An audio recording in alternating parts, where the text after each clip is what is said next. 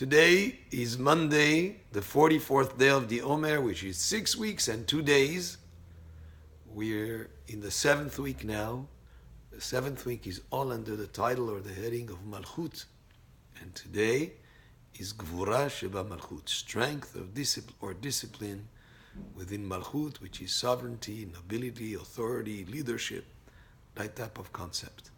But Malchut, in terms of the aspects of the 7 Sfirot, Malchut receives from all the 6 that came before it, so that it combines together the loving kindness of Chesed, and then the strength and discipline of Gevurah, and the compassion, and the bringing together of Chesed and Gevurah together into the aspect of Tiferet, which is the glory of compassion, and combining both aspects of Chesed and Gevurah. And then we went into the endurance of Netzach and the humility of the splendor of Hod, and then the Yesod, which has to do with connecting and bonding. So all these are brought together into the Malchut, into the aspect of Malchut, which is the quality of this 7th week.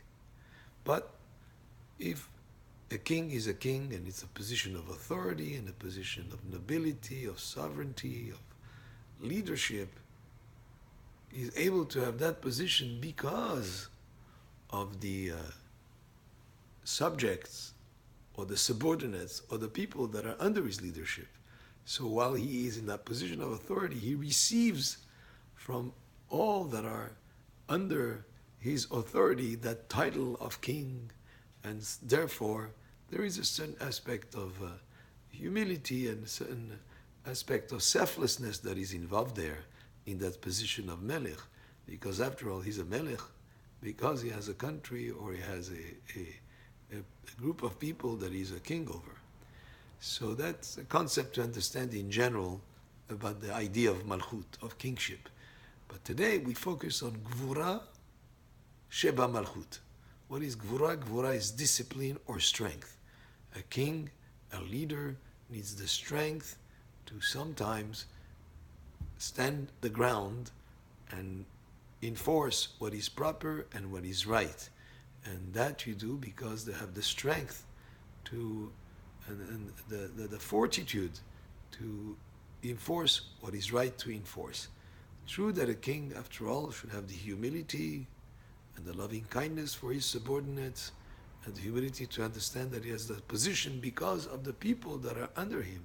But at the same time, from that position of leadership, he has to enforce and to have the strength to impose what is right and what is proper course of action.